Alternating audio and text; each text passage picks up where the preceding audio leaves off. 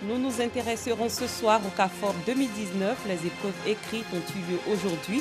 Plus de 50 000 candidats sont en lice pour 6 000 places. En Ouganda, un simple savon aide les habitants à prévenir le paludisme. Bonsoir, bienvenue dans le 19h. Nous démarrons avec le CAFOP 2019. Les épreuves écrites se sont déroulées ce samedi.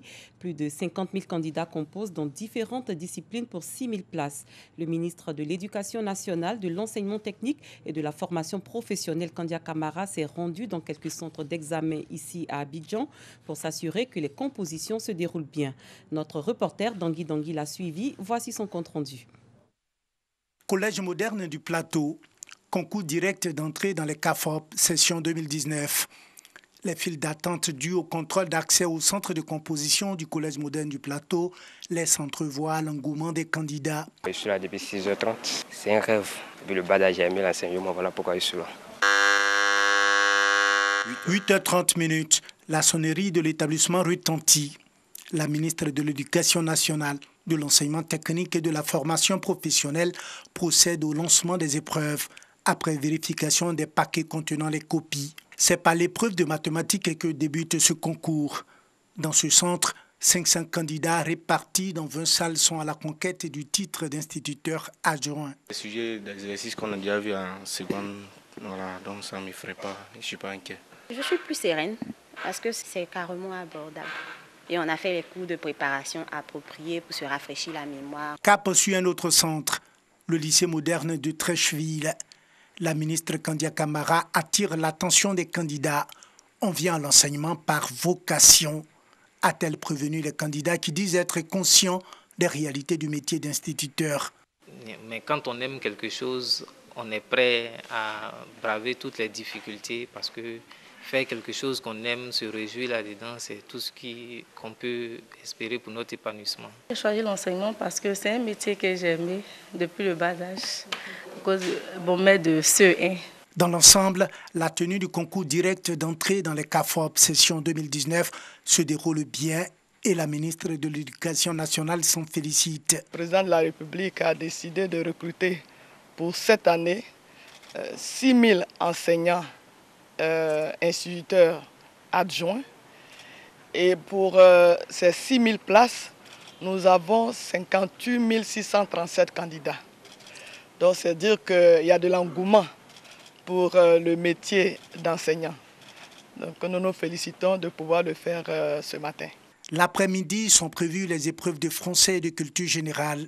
Les épreuves écrites se déroulent en une journée. Les admis seront soumis à un test psychotechnique qui ouvre les portes du CAFOP pour une formation de 2 années, débouchant sur le métier d'instituteur. Dans un autre registre, le ministre de l'Hydraulique, Laurent Tchagba, annonce des solutions face à la pénurie d'eau en cours dans la commune de Yopougon. En effet, certains ménages dans certains quartiers ont du mal à s'approvisionner en ce liquide. Les populations attendent donc l'arrivée d'eau dans les robinets de ces quartiers frappés de pénurie. Nous Sangaré par Gasso Rokone. Le 23 avril dernier, les habitants de Mikao dans la commune de Yopougon étaient dans la rue pour exprimer leur mécontentement face à la pénurie d'eau constatée dans leur quartier depuis plusieurs mois.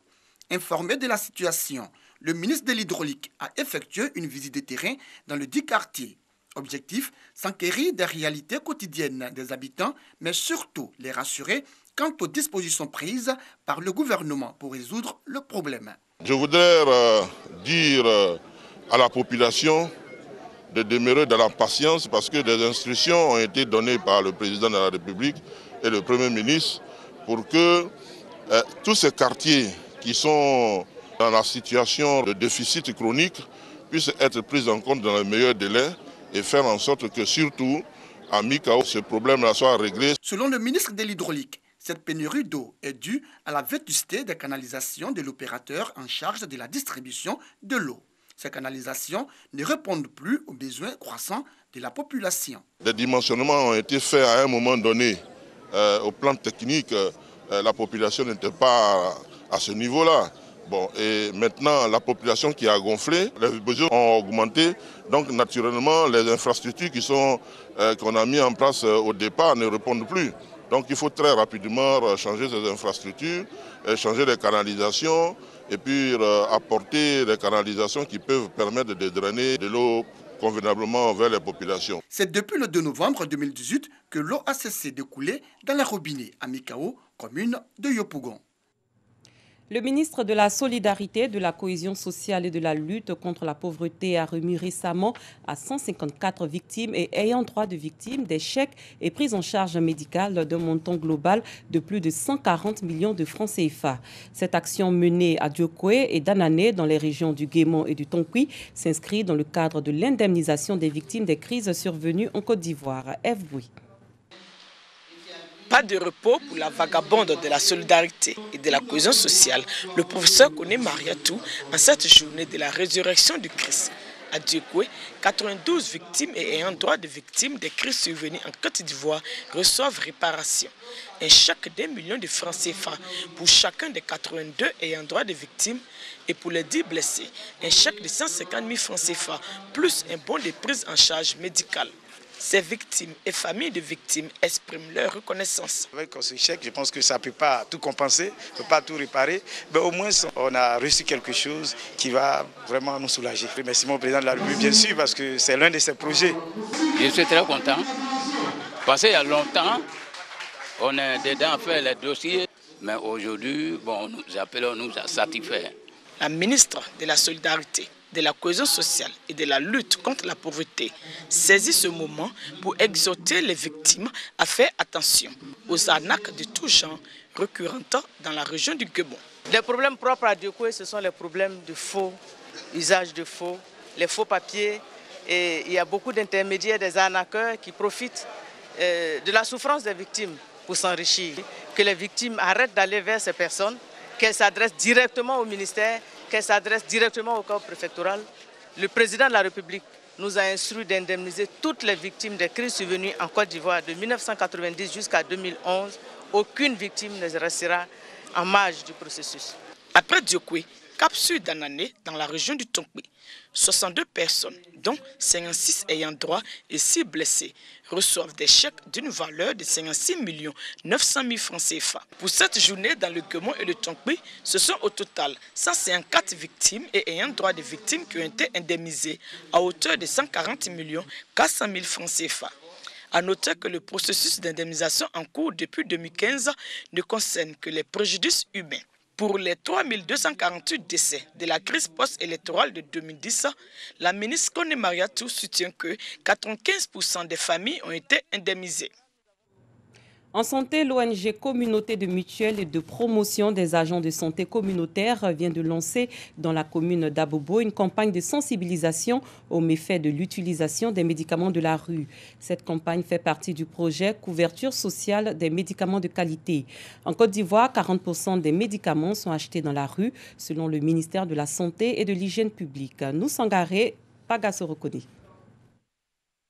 Toxiques et dangereux pour la santé, les médicaments de la rue tuent selon une enquête de l'Organisation mondiale de la santé, OMS. Un médicament sur 10 est contrefait. Chaque année, en Afrique, 100 000 personnes meurent à cause de ces médicaments. En Côte d'Ivoire, 40% des médicaments sont achetés dans la rue. Une situation qui inquiète responsables des ministères de la Santé et autorités communales. Ce sont des médicaments qui ont connu, j'allais dire, une autre évolution dans la péremption, puisque conservés dans des mauvaises conditions, vendus par des non-professionnels qui prescrivent une posologie qui, pour moi, est un tueur silencieux. Pour éradiquer le phénomène, un projet de sensibilisation sur les méfaits de l'utilisation des médicaments de la rue est lancé. La couverture sociale des médicaments de qualité. En tant que des bénévoles, des volontaires en ONG, nous on doit accompagner l'État parce qu'on s'est dit aussi, nous sommes le prolongement de l'État, raison pour laquelle on a pris notre bâton de pèlerin pour pouvoir aider l'État à éradiquer ce fléau de médicaments. Pour mener à bien cette mission, les responsables des structures sanitaires privées sont mis à contribution. Nous avons mené ce combat au niveau de notre corporation. Nous avons dit à nos collègues, tout patient qui viendra avec un médicament de la rue, celui qui lui a conseillé le produit de la rue, va vers ce dernier. Mais nous, dans nos officines privées, Vraiment, c'est rare d'accepter ce genre de injections. Initié par l'ONG Comupasc, Comité des mutuelles et de promotion des agents de santé communautaires, cette campagne de sensibilisation s'étend sur 3 mois. Elle bénéficie du soutien du ministère de la Santé et de l'Hygiène publique.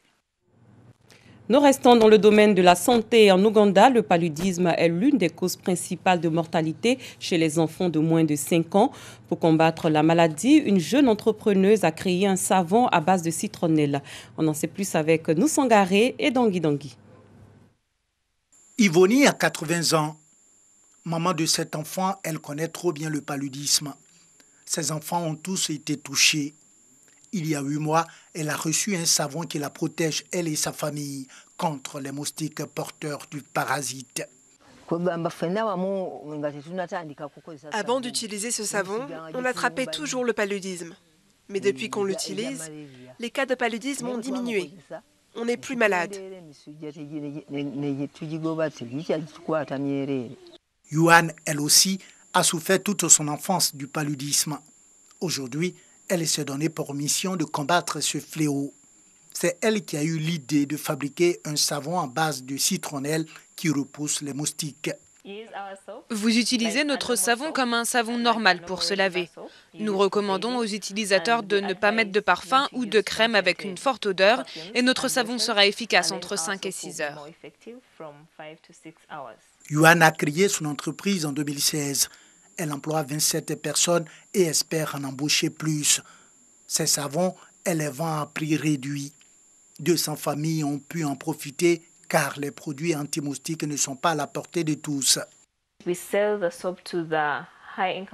vendons notre savon à un prix fort aux hôtels et aux personnes qui ont les moyens afin de réduire le prix pour les personnes à faible revenu comme dans les campagnes. Ce sera au même prix qu'un savon normal. Yuan est consciente que son savon n'est pas la solution miracle contre la maladie, mais elle espère contribuer à diminuer le taux d'infection. Le paludisme tue 600 000 personnes dans le monde chaque année. Un mot de religion, les musulmans et imams sunnites de Côte d'Ivoire ont procédé dimanche dernier à la mosquée Taoufik de Yopougon à la clôture de leur congrès. Thème choisi, modèle islamique de consolidation de la cohésion sociale et de jugulation des fléaux nouveaux. Quel enseignement pour la Côte d'Ivoire? Pendant 4 jours, 800 imams et guides religieux venus des différentes régions du pays se sont retrouvés à l'université islamique Al-Fourqan de Yopougon pour plancher sur des questions telles que l'insécurité, la prostitution et les migrations clandestines. Paga Sorokoni. Le seul système et la seule solution capable de mettre fin aux guerres, aux violences, aux conflits à travers le monde et aux fléaux qui gangrènent nos sociétés est et demeure la soumission au Tout-Puissant et à la mise en pratique de ses recommandations. Ces propos sont du représentant du guide suprême de la communauté musulmane de Côte d'Ivoire, président du Conseil supérieur des imams, COSIM. C'était à l'occasion de la clôture du congrès de l'Association musulmane sunnite en Côte d'Ivoire, AMSI, en collaboration avec le Conseil supérieur des imams sunnites à CODIS, tenu à la mosquée Taoufik de Yopougon. Ce sont les systèmes qui ont géré le monde. Parmi les systèmes qui ont géré le monde, on a connu le communisme, le socialisme. La démocratie, ça ne marche pas. Comme les autres systèmes ont joué, faisons sortir le modèle islamique, nous allons essayer. Et puis nous allons voir si le monde va marcher ou ça va marcher. Modèle islamique de consolidation de la cohésion sociale et de jugulation des fléaux nouveaux, quel enseignement pour la Côte d'Ivoire? C'est le thème choisi pour ce congrès. Pendant 4 jours donc, environ 800 imams et guides religieux venus des différentes régions du pays se sont réunis à l'université islamique Al-Fourqan de Yopougon Academy pour se pencher sur de nombreux sous-thèmes: l'insécurité, l'avortement, la prostitution, la migration clandestine, entre autres. Vu la dépravation des mœurs, il était important de trouver une solution. Nous avons essayé de présenter le modèle islamique. Ce congrès a bénéficié du soutien du ministre de l'Artisanat, Sidiki Konaté. C'est des imams venus de 29 régions.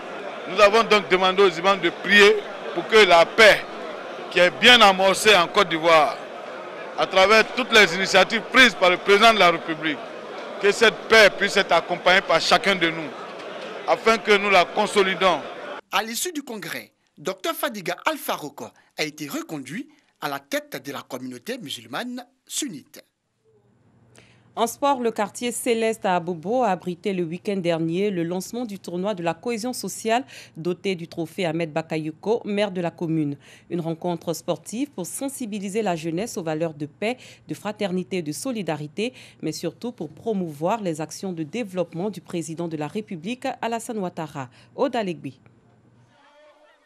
16 équipes féminines et masculines issues des différents quartiers de la commune d'Abobo étaient aux prises dans ce tournoi de Maracana qui vise à sensibiliser la jeunesse ivoirienne aux valeurs de paix, de fraternité et de solidarité. C'est une initiative du collectif des présidents de club de Maracana d'Abobo Sagbe. Cette première édition a bénéficié du soutien du 4e adjoint au maire de la commune, par ailleurs parrain de ce tournoi de Maracana. La paix, l'union, la cohésion, le vivre ensemble. Donc je voudrais dire à nos jeunes gens de prôner ces vertus-là pour que le fair play puisse régner et que vive le sport, vive Abobo. Présents, chefs traditionnels, guides religieux, leaders communautaires, associations de femmes et de jeunes, tous saluent l'initiative. Selon les organisateurs, la finale de ce tournoi de Maracana, doté du trophée Ahmed Bakayoko, maire de la commune d'Abobo, aura lieu le 18 mai prochain. Avant de nous séparer, sachez que John Frondi, le président du parti d'opposition camerounaise SDF Social Democratic Front, a été libéré. Il avait été enlevé ce samedi par des inconnus à Kumbo, dans la province anglophone du Nord-Ouest, alors qu'il était à la tête d'un cortège qui accompagnait la dépouille d'un député de son parti, récemment décédé lorsque les ravisseurs ont attaqué son convoi. Ils l'ont aussitôt conduit, lui et quelques-uns de ses accompagnateurs, vers une destination inconnue. Fin de cette édition. Merci de votre aimable attention. Très bonne soirée. À demain pour une autre édition.